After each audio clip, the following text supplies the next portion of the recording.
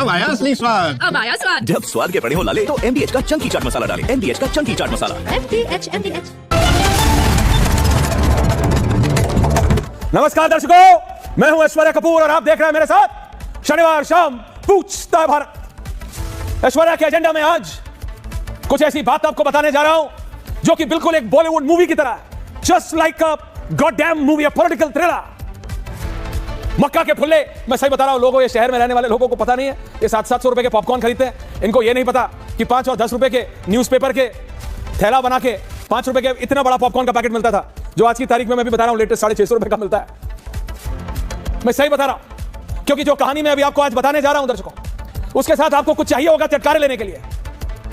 वो कहानी जिसने पूरे देश को 1 मिनट के लिए राजनीतिक तौर पे झटका दे दिया था, और सिर्फ विपक्ष को नहीं, सत्ता में बैठे लोगों को भी, मंत्रियों को, कैबिनेट मंत्रियों को। रायसेना हिल पे नॉर्थ और साउथ ब्लॉक में से एक को छोड़ दें तो बाकी तीनों मंत्रियों को भी। अरे ये क्या हो गया?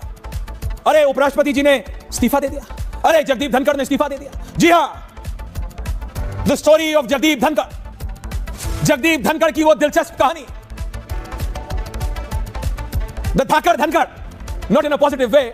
लेकिन धनखड़ जी ने पूरा धाकड़ होने की कोशिश की, और ऐसा धाकड़ होने की कोशिश की कि जिन्होंने उन्हें बनाया था, जिन्होंने उन्हें गवर्नर बनाया था बंगाल का, और बंगाल के गवर्नर से सपोर्ट किया था उपराष्ट्रपति की पोजीशन पे, उसी के खिलाफ मोर्चा खोल दिया था। या कहें, क्योंकि धनखड़ जी वाज अ प्राउड जाट, और कितनी बार उन्होंने ये मुहावरे भी बताए, तो बिल्कुल लट गाड़ दिया था। इसलिए मैंने कहा keep your popcorn and the drink ready. मैं तो डाइट कोक सच में रख लेता अगर मुझे अलाउ करते। तो इतनी दिलचस्प कहानी है। अनंत विजय जी तो चाय पीने लगे ऑलरेडी मेरे बोलने पे। लेकिन दर्शकों, आजाद भारत 50 से लेके 50 इसलिए बोल रहा हूं क्योंकि बिकम रिपब्लिक इन 50, 50 से लेके 25 तक ऐसी सिचुएशन कम से कम उपराष्ट्रपति और राष्ट्रपति को लेकर कभी नहीं हुई। विपक्ष इसी पे खेल रहा है कि ऐसा क्या हुआ, ऐसा क्या कर दिया, किसने क्या कर दिया, किसने कैसा प्रेशर बना दिया और क्यों बना दिया कि जगदीप धनखड़, सोचिए सपना होता है किसी भी राजनेता का, कम से कम आधे दर्जन कैबिनेट मंत्रियों को तो मैं जानता हूं who will be more than happy अगर उन्हें उपराष्ट्रपति की पोजीशन ऑफर कर दी जाए। आप समझ रहे हैं, देश के उपराष्ट्रपति हायरार्की में आप प्रधानमंत्री से ऊपर हो जाते हैं। आप समझ रहे हैं, ऐसी पोजीशन को धाकड़ धनखड़ ने छोड़ दिया। क्यों? ऐसे ही तो नहीं छोड़ा होगा। इतना तो आप भी समझते हैं। जैसे मैं कहता हूं, ये नेता समझ मान सकते हैं कि आप लोग घास खाते हैं, मैं नहीं। मैं जानता हूं इस देश की जनता घास नहीं खाती है। हम भारतीय लोग हैं, उड़ती चिड़िया के पर गिन लेते हैं। ये क्या सोचते हैं कि कोई कहानी गढ़ लेंगे और हम मान जाएंगे? तो the story of Jagdeep Dhankhar, और उसके बाद मेरे पास, मैं ज्यादा लोग नहीं, only 2 versus 2 we will discuss कि आखिरकार जो हुआ सही या गलत। तो दर्शकों, बात है जिस दिन जगदीप धनखड़ जी को पश्चिम बंगाल के उपराज्यपाल से यह निर्णय लिया गया, आरएसएस से अनुमति ली गई, पॉलिटिकल आइडियोलॉग बीजेपी की धनखड़ साहब को, जो कि अभी पश्चिम बंगाल के गवर्नर हैं, बहुत अच्छा काम कर रहे हैं, एक लीगल ईगल है, उनको दिल्ली लाया जाएगा, उनको उपराष्ट्रपति बनाया जाएगा, उनको एक ऐसी पोजीशन पर लाया जाएगा जहां वो सरकार के चीजों को हेल्प एंड अवॉइड करेंगे, एड करेंगे। और ये सब शब्द सुन के भौचक्के मत हो जाइएगा। सत्ता में बैठा हर व्यक्ति यही करता है। कांग्रेस ने कभी किसी बीजेपी वाले को नहीं बनाया, या बीजेपी कभी किसी आम आदमी, आपको क्या लगता है बीजेपी अरविंद केजरीवाल को बनाएगी?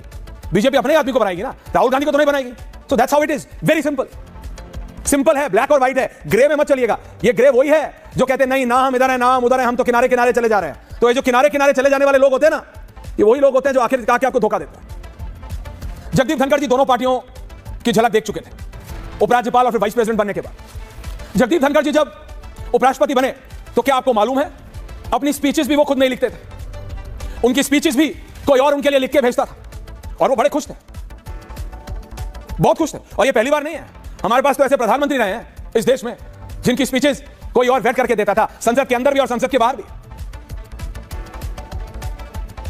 तो आज जो विपक्ष में वो ये ना बोले हो स्पीच लिख के दे, समझिए धीरे धीरे जब जगदीप धनखड़ जी का उपराष्ट्रपति की पोजीशन पे कंट्रोल आया, धीरे धीरे पहला काम हुआ, उन्होंने अपना पावर को इस्तेमाल करना शुरू किया। He stopped the speeches. Categorically बोला गया जरूरत नहीं है, I can write, message given to the political dispensation. सत्ता में बैठे लोगों को बताया गया आई कैन डू इट, जरूरत नहीं है। बोला वेरी गुड, कीजिए। आया किसान आंदोलन। किसान आंदोलन में बैकरूम में ऐसी चीज, और ये अब निकल के आ रहा है। अब बैकरूम यानी दीवार के पीछे, बंद कमरों में, पर्दों के पीछे ये डिस्कशन हुए कि कैसे इसको और बढ़ाया जाए। लोग कहते हैं उसमें धनखड़ जी का हाथ था। अब लोग खुल के बोल रहे हैं कि कैसे प्रमोट किया गया, कैसे सपोर्ट किया गया, कैसे क्या हुआ। थोड़ा फास्ट फॉरवर्ड करता हूं। पिछले 4 महीने की बात, एक बैठक थी जिसमें भारतीय जनता पार्टी के 2 बड़े नेता थे। उसमें से एक भारतीय जनता पार्टी के राष्ट्रीय अध्यक्ष जगत प्रकाश नड्डा जी थे, एक और मंत्री थे और थे जगदीप धनखड़। उनको बताया गया, धनखड़ जी ये गलत हो रहा है, the government does not want it. संविधान में पढ़िएगा, prime minister works on the advice of the council of ministers. ऐसे ही अगर आप वाइस प्रेसिडेंट की पोजीशन का डिस्क्रिप्शन पढ़ेंगे तो बहुत सारी चीजें निकल के आती। उनको बोला गया, कैटेगोरिकली बोला गया, नाम ले लेता हूं, नड्डा जी थे, अर्जुन राम मेघवाल थे, किरण रिजिजू थे और एक बहुत वरिष्ठ टॉप 3 बीजेपी के नेताओं में से एक और नेता थे। उनको दूसरी बैठक में दोबारा बोला गया, धनखड़ जी ये गलत है, ये गलत है। पर्दे के पीछे ये बैठकें हो रही हैं और आपके ऑफिशियल रेजिडेंस, आपके ऑफिशियल ऑफिस में नहीं हो रही हैं, आपके पर्सनल ऑफिस में हो रही हैं और ये लोग बाहर आके अलग अलग बातें कर रहे हैं। आपको हो सकता है कि आपके वो पर्सनल मित्र हो, लेकिन जो बातें आप पर्दों के पीछे कर रहे हैं, ये लोग बाहर आके सत्ता के गलियारे में ये बात डंके की चोट पे स्पीकर पे कर रहे हैं। उनका कोई नुकसान नहीं है, हमारा नुकसान हो रहा है। चीजें चलती नहीं। आइए फरवरी का महीना, बजट सेशन का मध्यांतर, 11-12 फरवरी के आसपास की बात। एक बैठक होती है, उसमें यह डिसाइड होता है कि राज्यसभा के अंदर बीएससी में, बिजनेस एडवाइजरी कमेटी के पहले लॉ मिनिस्टर जाते हैं, पार्लियामेंट के संसदीय कार्य मंत्री जाते हैं और बीजेपी के राष्ट्रीय अध्यक्ष जाते हैं, उपराष्ट्रपति से मिलते हैं, बताते हैं हम ऐसा चाहते हैं कि संसद ऐसे चले। उपराष्ट्रपति के द्वारा नोट दी जाती है, पूर्व उपराष्ट्रपति के द्वारा। 1 घंटे के अंदर 180 डिग्री का टर्न होता है। सरकार को समझ नहीं आता हुआ क्या, सरकार भौचक्की, सरकार स्तब्ध है, सरकार को समझ नहीं आया क्या हुआ। भारतीय जनता पार्टी के राष्ट्रीय अध्यक्ष जगत प्रकाश नड्डा दौड़ते हुए जाते हैं गृह मंत्री अमित शाह के पास और बोलते हैं, गृह मंत्री जी ये क्या हो गया, हमने तो बात की थी उपराष्ट्रपति जी से, ये क्या हो गया, क्या वो समझे नहीं, क्या हमसे समझाने में गलती हुई। और ये 1-on-1 कॉन्वर्सेशन थी, उनको शांत किया गया। फास्ट फॉरवर्ड दोबारा 15 दिन, 4 या 5 मार्च की बात, एक 1-on-1 बैठक होती है उपराष्ट्रपति, पूर्व उपराष्ट्रपति जगदीप धनखड़ जी और बीजेपी के वरिष्ठ नेताओं में से एक के बीच। कैटेगोरिकली बोला जाता है, कुछ कागजात सामने रखे जाते हैं अनंत विजय जी कि देखिए आप संवैधानिक पोजीशन पे हैं, आप कॉन्स्टिट्यूशनल पोजीशन पे हैं, हम आपसे कोई बायसनेस नहीं चाह रहे हैं, लेकिन ये बायस अब रिवर्स बायस हो रही है। ऐसा तो है नहीं कि जगदीप धनखड़ जी को कांग्रेस ने बनाया है, ऐसा तो है नहीं कि जगदीप धनखड़ जी को उनकी कुर्सी पे समाजवादी पार्टी, आम आदमी पार्टी या फिर किसी और पार्टी ने बैठाया, बीजेपी ने बैठाया। बीजेपी कह रही है at least run the house according to us. ये 1 और 2 का नॉमेनक्लेचर, यानी प्रधानमंत्री मोदी और अमित शाह को 1 और 2 के नॉमेनक्लेचर में पत्रकार बात करते हैं। जो मैं बोलता हूं ना आपको, ये बड़ी बड़ी बिल्डिंगों में, ये लोधी एस्टेट वाले क्लब्स में ये बैठ के बात होती है, अरे 1 ने ये कह दिया, 2 ने ये कह दिया। इस शब्दावली का इस्तेमाल अगर एक कॉन्स्टिट्यूशनल पोजीशन पे बैठा हुआ व्यक्ति करने लगे और विपक्ष के नेताओं से करने लगे तो कैसे होगा। फरवरी से उठिए, मार्च से उठिए, आइए जून में तब अतः हो गई, या मैं कहूं कि एक्सट्रीम हो गई, जब एक अलायंस पार्टनर को, and I am categorically coating my sources है, एक अलायंस पार्टनर को यह बोला गया कि आप गलत कर रहे हैं। एक प्राइवेट मीटिंग में, लुटियंस दिल्ली के एक घर की प्राइवेट मीटिंग में, बैठक के बीच में, पार्टी थी, पर्सनल पार्टी थी, उसमें बोला गया कि आपको नहीं लगता आप गलत जगह हैं। वो नेता स्तब्ध थे, उस नेता को समझ नहीं आया, और वो बहुत वरिष्ठ है, उनको समझ नहीं आया। उन्होंने अपनी रीजनल भाषा में, जो उनके पीएस थे, प्राइवेट सेक्रेटरी थे, उनको बोला कि बीजेपी के उस वरिष्ठ नेता से मुझे मिलना है अभी। ये बातें छुपती है क्या? वो कॉन्वर्सेशन जो उस समय पूर्व उपराष्ट्रपति और उस अलायंस पार्टनर के नेता के बीच में हुई, चलिए नाम भी बता देते, चंद्रबाबू नायडू, वो अगले 1.5 घंटे के अंदर, आनंद विजय जी हंस रहे हैं, अगले 1.5 घंटे के अंदर होम मिनिस्टर को पता था, जून की बात है, 1.5 घंटे के अंदर। Did the government react? No, सरकार ने रिएक्ट नहीं किया, फिर भी मौका दिया। फिर दोबारा एक और बैठक हुई जिसके अंदर अर्जुन राम मेघवाल, किरण रिजिजू को बोला गया कि please try and tell him do not cross the line, Lakshman rekha पार ना हो। उपराष्ट्रपति की पोजीशन है, संवैधानिक पोजीशन है, government will not like it. उनके लिए भी अच्छा नहीं है, हमारे लिए भी अच्छा नहीं। इट्स क्लियर, उपराष्ट्रपति का उस दिन का डेजिग्नेशन सरकार के लिए कोई गोल्ड मेडल नहीं है, और यह बात सरकार को पता है। लेकिन जब लाइन इतनी पार हो जाए कि अपने ही अलायंस पार्टनर को देश के उपराष्ट्रपति की तरफ से ऐसा मैसेज आए और यह क्लियर वर्बैटिम कम्युनिकेट किया जाए उस नेता के द्वारा कुछ मिनटों में कि यह क्या हो रहा है दिल्ली में, आपको पता है क्या? मैं तो 4 घंटे के लिए आया हूं और मेरे को ऐसा बोल दिया गया, ये क्या हो रहा है? Is something really happening? इस मतलब सचमुच कुछ हो रहा है? इस तरह की बातें 1-2 से नहीं, 2-1 से नहीं मिल रहा है, ये हो रहा है। देखिए, ये सब सोशल मीडिया के शगुफे अच्छे लगते हैं। लोग अपना चैनल चलाने के लिए लाइक्स, वो जो दिल का निशान आजकल आता है ना, आजकल तो निशान भी नहीं, लोग ऐसा कुछ साइन वाइन बना लेते हैं। अनंत विजय जी, उसके लिए अच्छा है कि आजकल पॉडकास्ट में, अनंत विजय जी आप तो नहीं कर रहे ना आजकल पॉडकास्ट, ऐसा अनुराग भदौरिया करते हैं। वो पॉडकास्ट का लाइन बनाने के लिए, आपको पता है आजकल 1 उससे बात नहीं कर रहे हैं, 2 उससे बात नहीं कर रहे हैं, और राजनाथ जी उसमें वहां जा, ये सब उसके लिए अच्छा है, नॉट बिटवीन 2 कॉन्स्टिट्यूशनल पोजीशंस। अब फास्ट फॉरवर्ड करते हैं, उसके बाद मैं अपने एनालिस्ट के पास जा रहा हूं। जिस दिन ये रेजिग्नेशन हुआ, जिस दिन ये रेजिग्नेशन हुआ, 3 बार categorically with time frame I can tell you, 3 बार सरकार की तरफ से आउटरीच किया गया। अब बहुत हो चुका है, बर्दाश्त के का बाहर जा रहा है system. Do not do this, do not do this. आपको पता है मल्लिकार्जुन खड़गे ने संसद सदन में यह कहा था, और वो रिकॉर्डिंग्स हैं। आपको लगता है ये बीजेपी है, अमित शाह की स्ट्रैटेजी है, उनको नहीं पता था कभी भी कुछ भी हो सकता है? जिस दिन हुआ बीजेपी ने मीडियम ऐसा ये क्लिप्स निकाल के ऐसी क्लिप्स निकाल के प्रो साइड से अवधेश कुमार जी आई हैं कि क्या बताऊं मैं, कि मल्लिकार्जुन खड़गे बोल रहे हैं एलो उपराष्ट्रपति जी को, पूर्व उपराष्ट्रपति जी को, चेयर को, कि एलओपी मैं हूं, आप जयराम रमेश को ज्यादा समय दे रहे हैं। क्यों हो रहा है? डॉट्स ज्वाइन कीजिए। सरकार ने उस दिन भी 3 बार समझाने की कोशिश की, लेकिन कहीं ना कहीं गृह मंत्री हैड गॉट द विफ कि लकीर खिंच चुकी है, समस्या बहुत बड़ी हो चुकी है। क्या यह गलत है कि राजनाथ जी के चेंबर्स में, डिफेंस मिनिस्टर के चेंबर में जो नया वाला भवन है, उसके चेंबर्स में एग्जैक्टली 48 एमपीज को बुलाया गया था, उनको सिर्फ पहला पेज दिखाया गया था, no confidence motion, single line लिखा होता है, नो कॉन्फिडेंस मोशन, और लास्ट पेज पे साइन कराया गया था। और उसमें से जो ये सोच रहा हो कि उन 48 सांसदों में से एक ने जाके चुपचाप बता दिया, नहीं, that was a deliberate message sent by the BJP, sent by Amit Shah. भेजा गया था वो मैसेज कि अब जाके बता दो कि ये हो रहा है। और फिर आनंद फानन में वो हुआ। इसीलिए जयराम रमेश ने उस दिन लिखा कि 7:30 बजे तो मैंने बात की है, जबकि 7 बजे उस दिन उपराष्ट्रपति जी के द्वारा राष्ट्रपति जी से महामहिम से समय मांगा गया था, जो नहीं मिला। उसके बाद जयराम रमेश से बात। तो अगर आप समझे हैं, it is a perfect political thriller, perfect political movie है। कोई अगर अच्छा डायरेक्टर सुन रहा होगा, अवधेश कुमार जी, पंकज जी, अनुराग भदौरिया, आपके तो बॉम्बे में बहुत कनेक्शन है, बता दीजिएगा। परफेक्ट पॉलिटिकल थ्रिलर है, क्योंकि आपका एक पैर तो लखनऊ में रहता है, दूसरा पैर मुंबई में। तो आप अनुराग भदौरिया जी बता दीजिएगा, ये परफेक्ट पॉलिटिकल थ्रिलर है, परफेक्ट पॉलिटिकल थ्रिलर। इस पे बढ़िया मूवी बन सकती है, बढ़िया मूवी बन सकती है।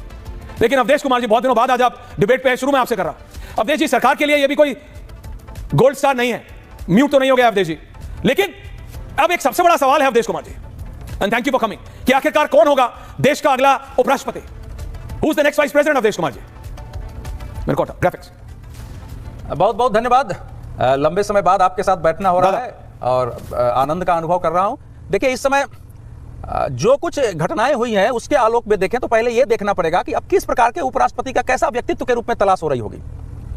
तो उसमें बहुत साफ दिखाई देता है कि एक ऐसा व्यक्ति उपराष्ट्रपति के रूप में चाहिए जो विकट परिस्थिति में भी संतुलन बनाए रखते हुए जो सभापति की भूमिका होती है, यानी विपक्ष और सत्ता पक्ष दोनों को समायोजित करने का और विपक्ष के साथ उस ढंग से रुथलेसली बिहेव नहीं करने का। आज विपक्ष भले सहानुभूति दिखा रहा है, लेकिन 12 दिसंबर 2024 को जब अविश्वास प्रस्ताव इसी विपक्ष ने लाया था, और जो जयराम रमेश जी का पूरा एक्स पर पोस्ट देख लीजिए, अगर पूरे 1.5 साल का 2 साल का कांग्रेस का देख लीजिए, तो क्या क्या लिख रहे थे। भारत के इतिहास में किसी भी सभापति के लिए इतने निंदाजनक शब्दों के प्रयोग नहीं हुए थे जितने विपक्ष ने किया था।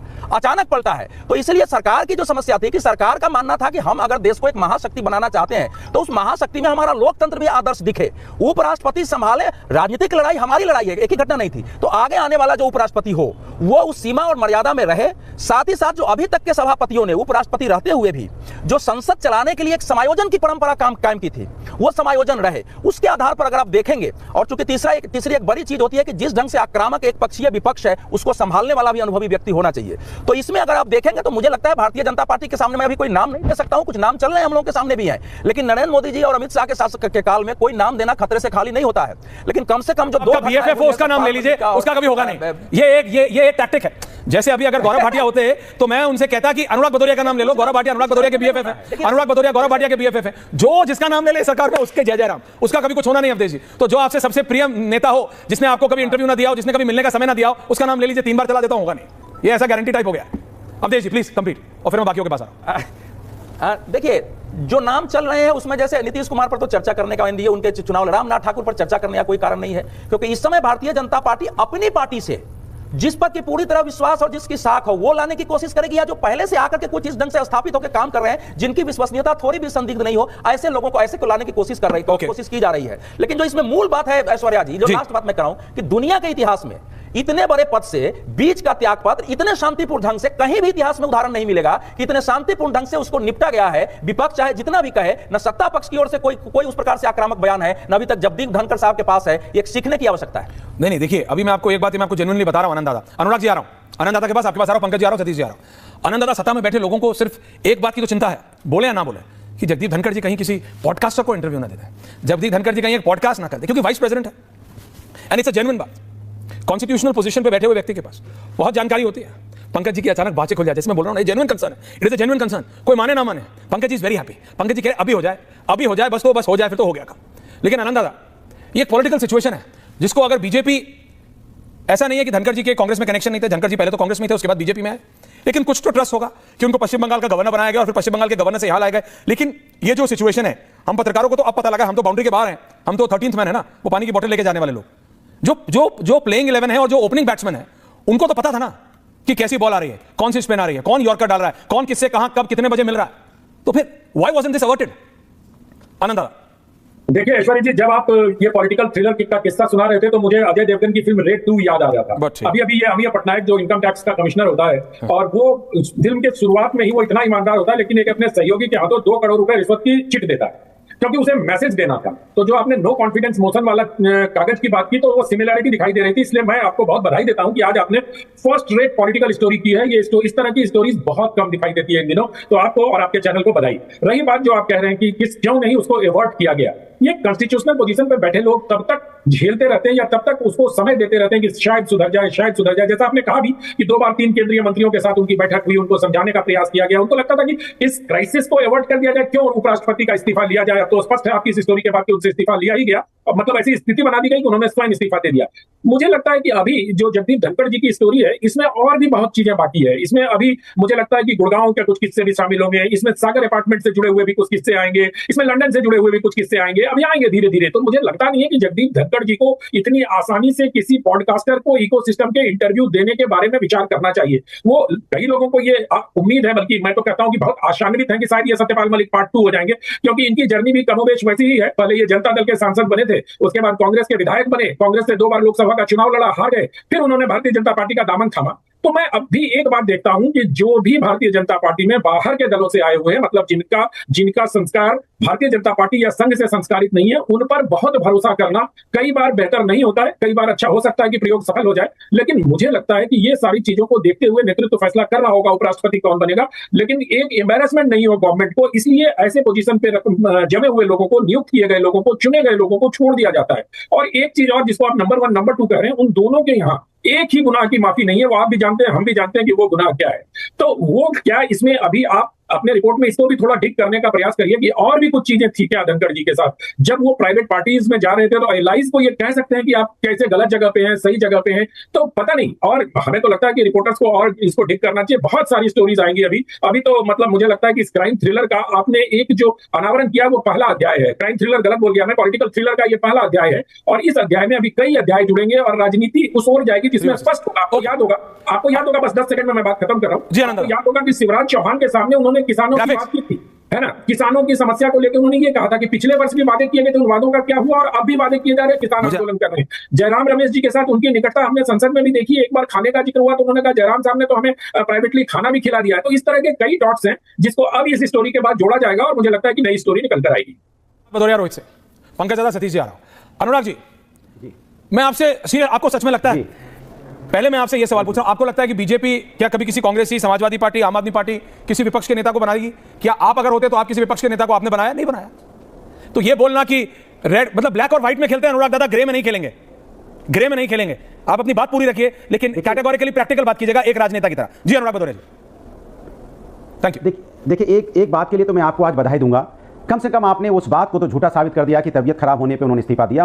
आपने बता दिया दुनिया के सामने कि भारतीय जनता पार्टी की सरकार ने उनसे इस्तीफा लिया है, आपको डाउट हटाया गया है। आपने ये बात तो कम से कम देश को बताई, इसके लिए नहीं बात सुनिए ना, इसके लिए आपको बधाई के पात्र। कम से कम आपने खुल के बोला तो सही, आपने पत्रकारिता का धर्म निभाया तो सही, आपने कहा तो सही कि भारतीय जनता पार्टी की इतनी तानाशाही है कि उन्होंने इस्तीफा ले लिया। अगर वो राष्ट्र के भले के लिए भी काम करेंगे लेकिन बीजेपी के लिए काम नहीं करेंगे तो इस्तीफा ले लिया जाएगा। इतनी हिम्मत तो आप में आई। लेकिन दूसरी बात आपने ये भी कही कि मूवी बननी चाहिए, तो मूवी तो भारतीय जनता पार्टी के अन्याय पे बननी चाहिए, और कुछ हमारे जो मीडिया साथी करते हैं उस पर भी बननी चाहिए, उस ही पे भी बननी चाहिए, और भारतीय जनता पार्टी के अन्याय पे बननी चाहिए। तीसरी बात जो आपने कहा कि देश की जनता घास नहीं खाती है, बिल्कुल देश की जनता घास नहीं खाती है, लेकिन कुछ सरकार के जो समर्थक हैं वो तो घास खा ही रहे हैं ना। कुछ जो साथी हैं, कभी कोई पैनलिस्ट बन के आते हैं, वो तो घास खा रहे हैं ना, उनको तो पता ही नहीं चल रहा है। जब कभी धनखड़ साहब जब राष्ट्रपति थे तब उनकी वाहवाही कर रहे थे, आज नहीं है कर रहे हैं। तो कमाल है, समझ नहीं आता उनकी विचारधारा क्या है, व्यक्ति को पसंद करते हैं कि एक-एक करके रोहित रिलैक्स, पहले तो ये तय करो, रिलैक्स रोहित, एक-एक करके please audio down, Anurag ji का ऑडियो आप रखिए। आपने कहा पानी की बोतल आपने कहा पानी की बोतल लेके थर्ड मैन जाते हैं आप तो हम पत्रकार हैं, थर्ड मैन हैं। प्रभु आप थर्ड मैन नहीं है, आप तो पैड बैड आपको ही बांध दिया जाता है कि आप ही खेलो। भले आउट हो जाओ लेकिन नो बॉल दे दी जाएगी, क्योंकि आप प्लेयर बहुत अच्छे हैं, थर्ड मैन थे आप कह रहे हो, लेकिन आप थर्ड मैन में नहीं, आप कह रहे थर्ड मैन 13वां प्लेयर नहीं, आप मेन प्लेयर बन चुके हैं। आपके ही कंधों पर उन्होंने बोझ डाल दिया कि आप ही को आप नहीं पार कर, आप अपने आप को कह रहे 13 मैन मत समझिए, आप एकदम मेन टीम में खेल रहे हैं। चौथी बात, जहां तक कि देश की जो भारतीय जनता पार्टी है, मुझे तो समझ में नहीं आ रहा है कि भारतीय जनता पार्टी को मजबूत करने के लिए देश के साथ अन्याय क्यों कर रही है। देश के उपराष्ट्रपति हैं, देश के उपराष्ट्रपति अगर देश के भले की कोई बात कर रहे हैं, अगर सरकार का विरोध कर रहे हैं मतलब राष्ट्र की बात कर रहे हैं, आपको उपराष्ट्रपति पे विश्वास होना चाहिए जैसे हमें है। अगर देश को आपको है, राष्ट्रपति जी हैं, आपको है, अगर कोई फैसला कर, आपको सच में है, करेंगे। मैं अभी 1,01,000 अनुराग दादा, मैं एक बार नहीं बोला, आप बोल रहे थे, मैंने दूसरों का फेडर डाउन किया, अनुराग जी का फेडर अप, आनंद जी का ऑन। सुनिए मेरी बात, 1,01,000 ऐसी प्रतिक्रियाएं, कितनी? 1,01,000 जब से जगदीप धनखड़ जी उपराष्ट्रपति बने थे, आरएस वाइस चेयरमैन बने, तब से आरएस चेयरमैन बने थे, तब से मैं आपको 1,01,000 प्रतिक्रियाएं देश दादा दिखा सकता हूं, सुना सकता हूं, व्हाट्सएप देख सकता हूं, इंस्टाग्राम जहां पे आप सुपरस्टार हैं वो बेच सकता हूं, जहां कभी गोलगप्पे खिलाते हैं, कभी स्पोर्ट्स शूज पहन के खेती करते हैं, आलू की चावल की। 1,01,000 प्रतिक्रियाएं विपक्ष की कि जगदीप धनखड़ सरकार के लिए काम कर रहे हैं, जगदीप धनखड़ बीजेपी के एजेंट है। ये शब्द हैं विपक्ष के नेताओं के, आपके नेता, आपके सांसद विपक्ष के मिमिक्री यानी कॉमेडी बना रहे थे इन्हीं जगदीप धनखड़ की। देखो अनुराग भदौरिया, जनता घास नहीं खाती है, बोलो कि उस समय हमारे साथ नहीं थे, उस समय वो बीजेपी के साथ थे, अभी वो टर्न हो गए, अभी उनको लगा कि मौसम बदल रहा है या उनको फील आई तो वो इधर टर्न हुए तो हमारे हो गए। आपको क्या लगता है? बोलो, आप इलेक्शन लड़े हो, जीते नहीं हो, इसलिए मैं आपको एक आपका छोटा भाई होने से ये एक आपको नसीहत दे रहा हूं। जनता घास नहीं खाती है, जनता समझती है, और शायद इसलिए आप हारे वो इलेक्शन कि आप समझ नहीं पाए। जनता जानती है जब जो जिसका वो उसकी घंटी बजा रहा है। अभी जगदीप धनखड़ 15 दिन पहले तक आपके दुश्मन थे, बीजेपी के एजेंट थे, आज वो आपके पोस्टर बॉय हो गए, आज वो आपके सुपरमैन हो गए, आज वो आपके टाइगर है, अभी जिंदा हो गया, अभी आपको लग रहा है कि टाइगर जिंदा है, अभी आपको लग रहा है फटा पोस्टर निकला, हीरो टाइप सिचुएशन हो रही है। अनुराग भदौरिया, ये जनता क्या घास खाती है क्या? आपको सच में लगता है कि ये जनता मान लेगी और ये जनता समझ लेगी? 10 सेकंड दीजिए, 30 सेकंड दे रहा हूं और पंकज जी और सतीश जी, रोहित थैंक यू। आपने अच्छा, आपने बड़ी अच्छी बात बोली, बड़ी अच्छी बात बोली, क्योंकि हम लोकतंत्र में विश्वास करते हैं। सदन में खड़े होकर, चाहे सदन में हो, चाहे हम रास्ते पे हो, चाहे रोड पे हो, सरकार की नियत ठीक नहीं होती है तो उसकी नियत पे सवाल उठाते हैं। उपराष्ट्रपति जी के सामने हमने लोकतांत्रिक तरीके से राष्ट्रपति जी के किसी चीज पे अगर मुझे लगा उपराष्ट्रपति जी का कहीं गलत हो रहा है तो हमने लोकतांत्रिक तरीके से आवाज उठाई, और आज उपराष्ट्रपति जी के साथ अगर अन्याय हुआ तो भी आवाज उठा रहे हैं, क्योंकि हम लोकतंत्र और संविधान में विश्वास करते हैं। आप तो कहते हैं किसी का इस्तीफा ऐसे ही ले लेंगे, आप किसी को जो जया अमिताभ बच्चन जी वाला कंट्रोवर्सी हुई थी वो तो बहुत आपने संवैधानिक तरीके से उठाया था। जो जया, देखिए मैंने आपको 1 मिनट दिया अनुराग जी, पूरा टाइम दिया, please please please don't do this, please don't do this. देखिए मैं आपको 2 अभी मेरे को याद आ रहे हैं, एक जब अखिलेश यादव ने उठाया था और दूसरा जया बच्चन जी का। डिंपल जी की कोई कंट्रोवर्सी नहीं हुई, लेकिन जया अमिताभ बच्चन वाली कंट्रोवर्सी किनके साथ हुई थी? इन्हीं धाकड़ धनखड़ जी के साथ हुई थी। तब तो आपको बिल्कुल ये कैसे लग रहे थे, और आपको मैं अगर प्रतिक्रियाएं सुना दूं प्रोफेसर साहब की और दूसरों की तो आपको सारा संविधान याद आ जाएगा अनुराग भदौरिया जी। फिर आपको टाइम देखना पड़ेगा, 7:30 बजे शादी में जाना है, फिर आप अभी उठ जाएंगे डिबेट से। मैं आपको प्रैक्टिकली बता रहा हूं, समझा करो बात को, समझा करो बात को अनुराग जी। पंकज जी, पंकज शर्मा, रोहित बोल रही है, पंकज जी बोल रही है, सतीश जी बोल रही है, पंकज जी सतीश जी सीनियर है, सतीश जी के पास जा रहा हूं। सतीश दादा क्या हो रहा है? माफी चाहता। सबसे पहले तो आपको बधाई कि आपने धनखड़ धाकड़ को आज न्यूज का पॉपकॉर्न बना दिया। क्यों बनाया, कैसे बनाया?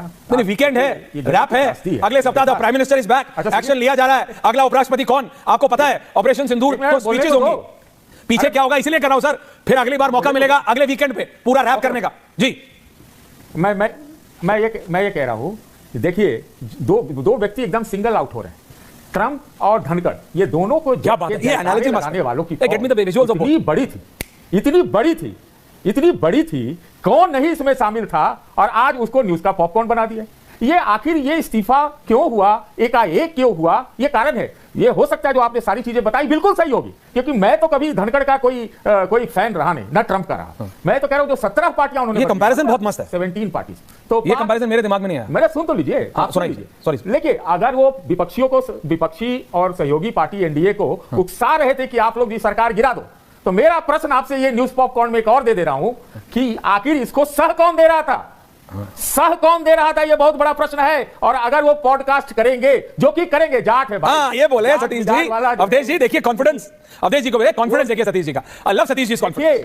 हाँ देखिए, अरे आप पता है आपके पास जानकारी होगी, कसीदे पढ़ने वाले लोग हैं, अब बम मार रहे हैं उनके ऊपर, बम मार रहे हैं। नहीं सतीश जी, सरकार गिरेगी लोकसभा से, राज्यसभा से सरकार नहीं गिरती है। सुनिए, राज्यसभा से कभी सरकार नहीं गिरती है, और आपने तो उनको ट्रंप बना दिया है, और आप ही ने कितने डिबेट में उन पर क्या-क्या बोला होगा। तो आरएसएस आप नहीं, हम तो आज भी बोल रहे हैं, उस समय भी सुनिए, आरएसएस की पाठशाला जैसा कखा मत पढ़ाई। नहीं सुनिए, तो मालूम है कि कहां से कहां अविश्वास, सुनिए, सेटिंग प्लॉटिंग तो कर सकता है। सर ऐसा है, अगर कम से कम एक पाठशाला तो है ना सर कि कखा से शुरुआत करके पढ़ा देती है। नहीं, जहां पाठशाला ही नहीं है सतीश जी, वहां पाठशाला है, उससे ज्यादा पढ़ती नहीं। तो इसलिए नहीं वो है तो क्या करेगा आप कथा पढ़ के मत रहिए, आप कथा पढ़ के मत रहिए। आज ढालकर को गाली दीजिए, कल उसके कसीदे पढ़िए, उसमें से हम लोग नहीं है। एक बात करते हैं, एक बात नहीं देना है। अरे सुनिए एक बात, ओके, एक ही बात सब करता है। आपकी बात कितनी बार एक बात रही है, उस पर मैं नहीं जाता हूं। जगदीप धनखड़ साहब जब से उपराष्ट्रपति, अरे आप कहां जाइएगा, गाने लायक है नहीं है तो आप कुछ खोज के लाइए ना। सभापति, सुनिए ना भाई, सभापति के रूप, आप बात नहीं सुनते, सभापति के रूप में क्या उनकी भूमिका उस मानक स्टैंडर्ड पर खड़ी रही है जो होनी चाहिए? क्या विपक्ष के साथ भी रहा है? नहीं रहा है। क्या इस तरीके से जो उन्होंने देश दुनिया भर में जाके और उपराष्ट्रपति, बिल्कुल नहीं रहा है, बिल्कुल नहीं रहा है, बिल्कुल नहीं रहा है। और विपक्ष के तो नहीं विपक्ष को आनंद जी, ये भी तो डिस्कस होगा ना, that how was he chosen. क्या ये गलती हुई, सरकार को एक्सेप्ट करना पड़ेगा? एक्सेप्ट कर ही लिया है। जब ये रेजिग्नेशन करवाया है तो एक्सेप्ट तो कर ही लिया है ना। इन अदर वर्ड्स, पंकज दादा आ रहा हूं, रोहित बोले नहीं है, पंकज जी बोले नहीं, आ रहा हूं, अनुराग जी आ रहा हूं एंडिंग कमेंट्स के लिए। रोहित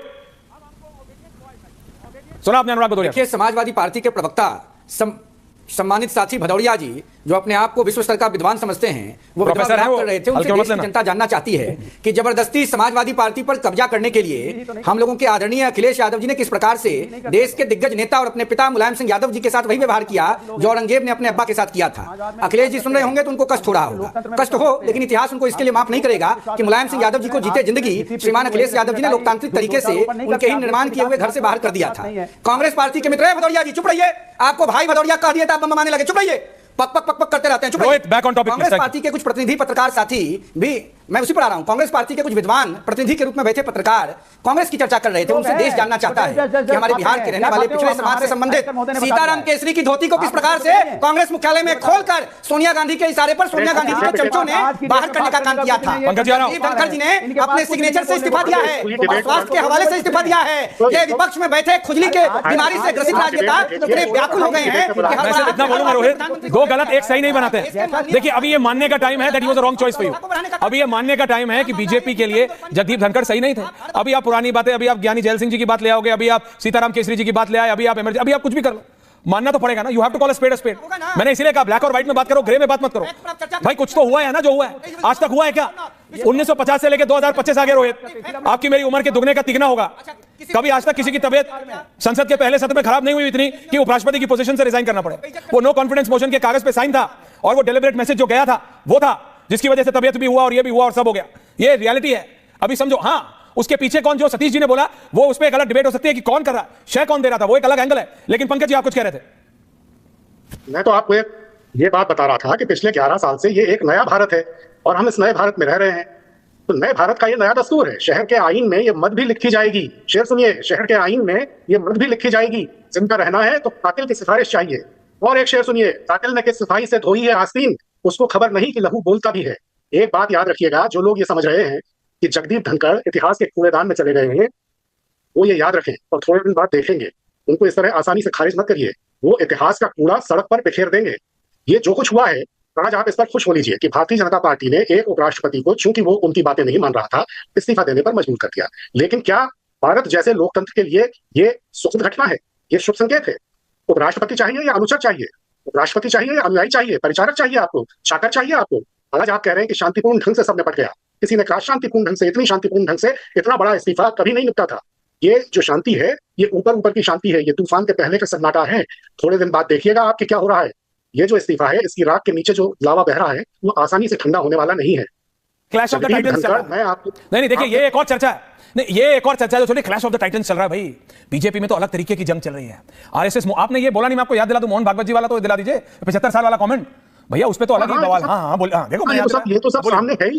ये तो सब सामने है ही। आपने बताया ना ऐश्वर्य, कितनी गंभीर बात आपने कही कि उपराष्ट्रपति जी को उनका भाषण भी कहीं और से लिखकर भेजा जाता था कि ये बोलिए। और जब उन्होंने क्या किया जाता था, और मनमोहन सिंह जी को क्या किया जाता था? पंकज जी, वो तो तब भी उपराष्ट्रपति हैं, कॉन्स्टिट्यूशनल पोजीशन, वो तो प्रधानमंत्री थे।